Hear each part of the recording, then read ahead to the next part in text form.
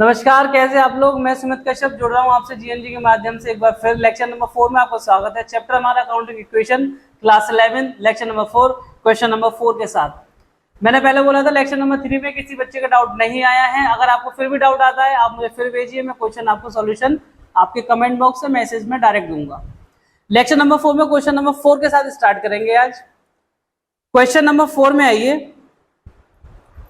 मैं ये मान रहा हूँ कि आप मेरे पीछे वाले जितने भी वीडियोस है वो देख करके आए हैं, तो उसी को कंटिन्यू कर रहा हूँ मैं आगे। वही पैटर्न, वही सॉल्यूशन, वही सेम तरीका, बस आपको लगातार करना है। ठीक है, बहुत छोटा सा क्वेश्चन है, ज्यादा बड़े क्वेश्चन पे नहीं जाएंगे आज। और इसके साथ क्वेश्चन नंबर 4 के बाद क्वेश्चन नंबर 5 होमवर्क, बहुत जल्दी खत्म करेंगे चैप्टर। क्वेश्चन नंबर 4 आ जाइए। Prepare accounting equation from the following, start is business with cash. वही छोटी सी बात, जैसे पहले बताया है फिर बता रहा हूं। सॉल्यूशन करना है हमको।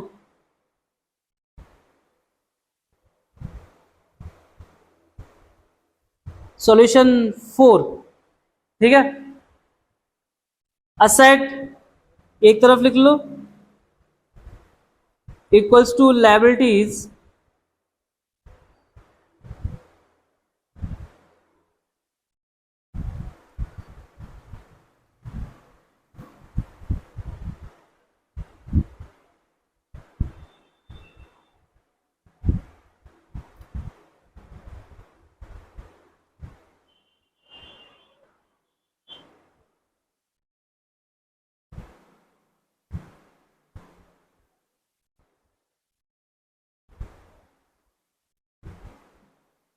फॉर्मेट कुछ ऐसा बताया था मैंने, ठीक है। अब आपको क्या करना है, सब बहुत छोटा 2 मिनट का क्वेश्चन है।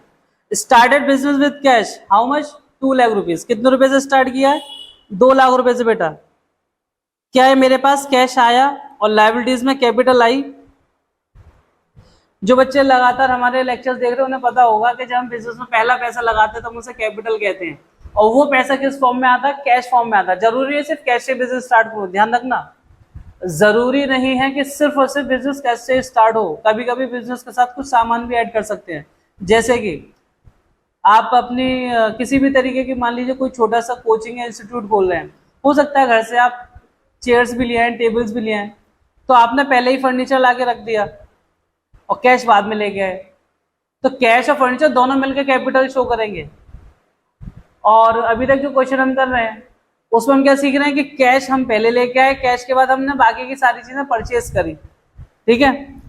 तो कैश कितना लेकर के आए बेटा जी? 2 लाख रुपए।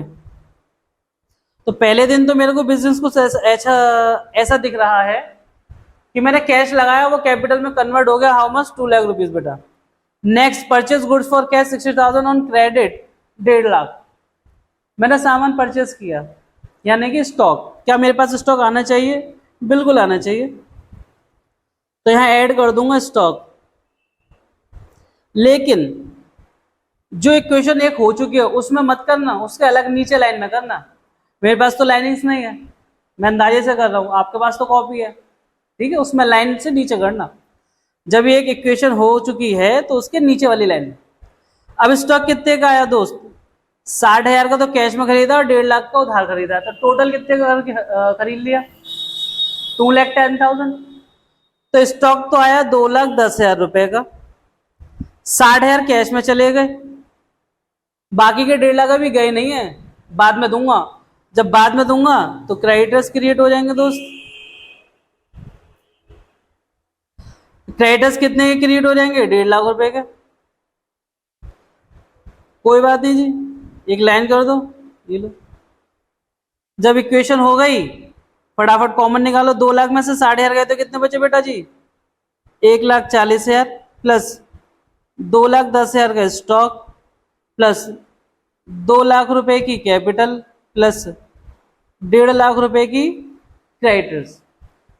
अगर आपको कोई शंका हो रही हो कि सर मेरे को पता नहीं लग रहा कि मैं सही हूं या गलत, तो हर इक्वेशन करने के बाद जब टोटल करो उस टोटल को दोनों तरफ से मैच कर लेना। जैसे 1,40 और 2,10 लगभग कितना बैठा? 2 और 1 3,50,000। और लायबिलिटी साइड में भी 2 लाख और 1.5 लाख है, तो वो भी 3,50,000। तो मेरे ख्याल से अकाउंटिंग इक्वेशन तो मैच हो रही है, ठीक। Next question, sold goods for cash costing 40,000 at a profit of 20% and on credit 72,000, profit 25%। मैंने दो लोगों को सामान बेचा, एक ए को एक बी को। जैसे नाम से मान लो, एक मैंने बेचा कमलेश को, एक मैंने बेचा नीरज को।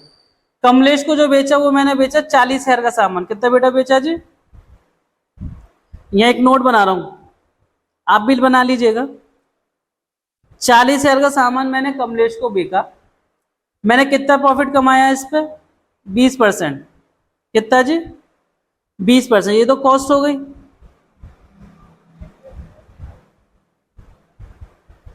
अब इस पर आपने ऐड कर दिया प्रॉफिट। क्या ऐड कर दिया? प्रॉफिट। प्रॉफिट हो गया 8,000। कैसे? 20% ही तो है, तो 40,000 पे 20% कितना होता है? 8,000।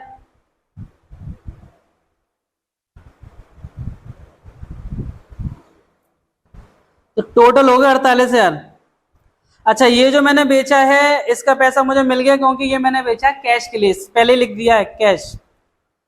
यानी कि इस अकाउंटिंग इक्वेशन को मैंने तोड़ दिया। कैश का अलग बात करूंगा, क्रेडिट का अलग बात करूंगा। मैंने सामान कितने का दिया? 40,000 का। पैसा कितना आया? 48,000। तो मेरे पास से सामान चला गया, स्टॉक में से लेस हो गया 40,000। जो पैसा आया वो मैंने कैश में ऐड कर लिया, लेकिन पैसा आया कितना ज्यादा? 8,000 ज्यादा। वो 8,000 प्रॉफिट की तो है ना, तो मैंने 8,000 प्रॉफिट में से ऐड कर, सॉरी, वो 8,000 मैंने कैपिटल में ऐड कर दिए। हालांकि इक्वेशन तो एक ही बनती है इसकी, लेकिन समझाने के लिए मैंने इसे तोड़ दिया, तो मैं 2 बार में कर रहा हूं इसे। ठीक है जी। अब क्या करेंगे? टोटल 1,88,000 रुपए का तो कैश बच रहा है। 2,10,000 में से 40,000 गए तो कितने बचे? 1,60,000 रुपए का स्टॉक बच रहा है। और ये हो गया बेटा जी 2,08,000 रुपए का कैपिटल और 1.5 लाख रुपए के क्रेडिटर। कोई दिक्कत परेशानी? ठीक है जी। नेक्स्ट ये क्या कह रहा है? And on credit costing 72,000, profit 25%। यानी कि भैया ये कह रहा हमसे कि मैंने जो अगला सामान बेचा ना नीरज को, कमलेश की जगह नीरज को। ये ध्यान रखना, इसमें नाम नहीं लिख रहे, ये नाम मैंने अपने हिसाब से ले लिए हैं भाई, कहीं तो मैंने ढूंढते रहो बाद में। ठीक। अब सीन ये है,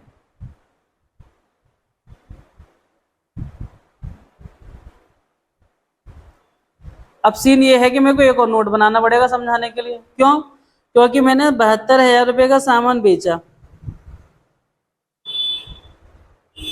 कॉस्ट, और उस पर मैंने कमाया प्रॉफिट कितना? 25%। तो बेटा जी 72,000 का 25% कितना होता है? 1/4, लगभग 36 का आधा, 18,000। तो मैंने ये सामान बेचा 90,000 में। ठीक है। और उधार बेचा है, तो पैसे तो नहीं आए। जब पैसे नहीं आए तो हम क्या लिखते हैं? डेटर्स। क्या लिखते हैं? डेटर्स। अब आप कहेंगे सर अभी तो उधार की बात करी थी, क्रेडिटर बोल रहे थे, अब आप उधार की बात कर रहे हैं तो डेटर बोल रहे हैं। तो देखो बेटा, परचेज करूंगा तो मुझे पैसा देना पड़ता है, सेल करूंगा तो मुझे पैसा लेना है। अगर परचेज करते वक्त पैसा नहीं दिया तो मेरे ऊपर कर्जा चढ़ जाएगा, तो इसलिए क्रेडिटर। सेल करते वक्त पैसा मुझे नहीं मिला, बाद में मिलेगा, तो वो फिर एसेट कैटेगरी में आ जाता है, क्योंकि मैं उस बेनिफिट को एंजॉय करूंगा बाद में, तो वो डेटर्स की फॉर्म में आएगा। ठीक। तो ये 90,000 रुपए के डेटर्स क्रिएट हो गए। अब आप ऊपर आइए, जगह कर लेते हैं थोड़ी सी।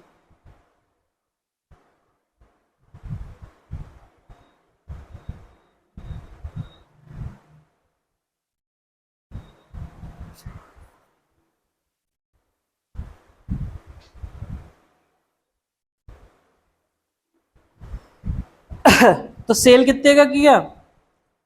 90,000। पैसा आया नहीं, तो डेटर्स तो आ गए ना। ठीक है। तो 90,000 के डेटर्स आ गए। सामान कितने का गया? 72,000 का। प्रॉफिट कितने का हुआ? 18,000 का। वो कैपिटल में ऐड कर देंगे, प्रॉफिट कैपिटल में ऐड करेंगे, सीधी सीधी बात। फिर से अकाउंट इक्वेशन क्लोज करेंगे, अब कर लो जी। तो कैश तो 1,88,000 एज इट इज रहा। 1,60,000 में से 72,000 माइनस कर दो, 1,60।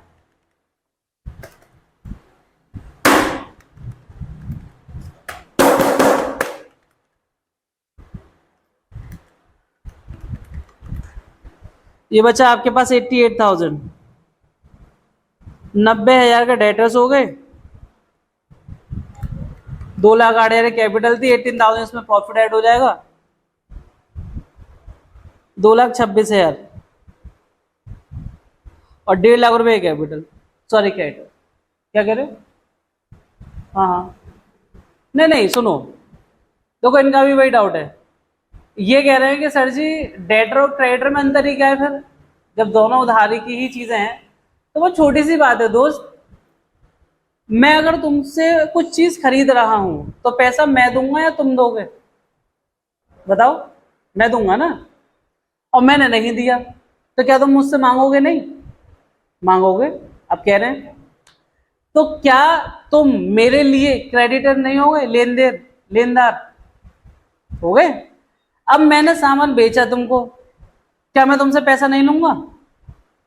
लूंगा, बट तुम कह रहे हो कल दूंगा, ये 1 महीने बाद दूंगा, तो 1 महीने के लिए तुम्हारा नाम मेरे अकाउंटिंग में आएगा कि नहीं आएगा?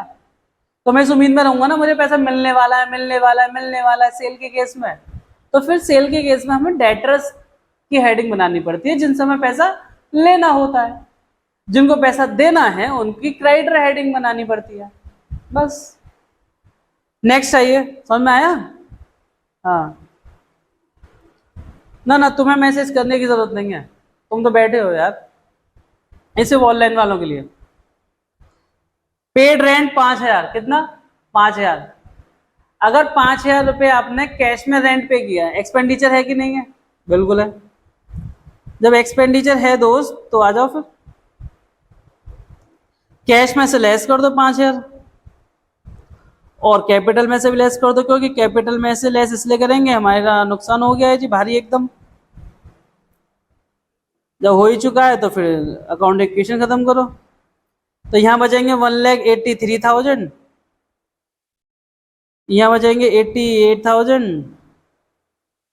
डेटर्स 90 के है ही, 2,21,000 की कैपिटल बच रही है, 1.5 लाख रुपए के क्रेडिटर्स बच रहे हैं।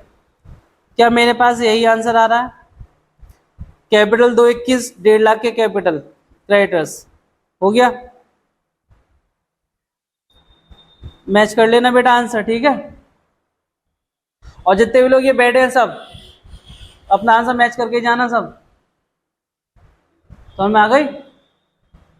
और आप लोग भी बेटा मैच कर लिया कीजिए, कोई भी दिक्कत परेशानी हो, मैं खुला कह रहा हूं, जब चाहे तब, रात के 11 बजे से पहले, सोने का टाइम भी होता है ना अपना। कैश कितना है? 1,83,000, स्टॉक 98,000 और डेटर्स हैं आपके पास करीब करीब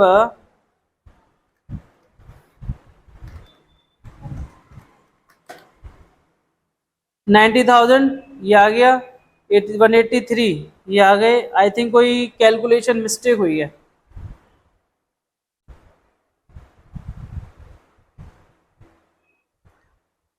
$2,10,000 माइनस 40,000, बेटा जी ये 1,60,000 नहीं है, 1,70,000 है, मुझसे लिखने में गलती हो गई है, इसे लिख लो।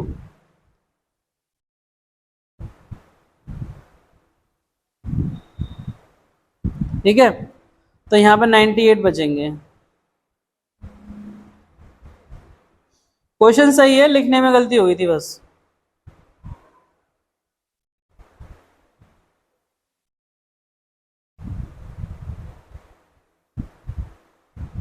ठीक है, तो सारे आंसर्स मैच हो रहे हैं। लेक्चर नंबर 4 का आज समापन करेंगे इसी के साथ। ये नोट्स अगर आपको ना दिख रहे हो तो मैं बड़े कर देता हूँ इनको।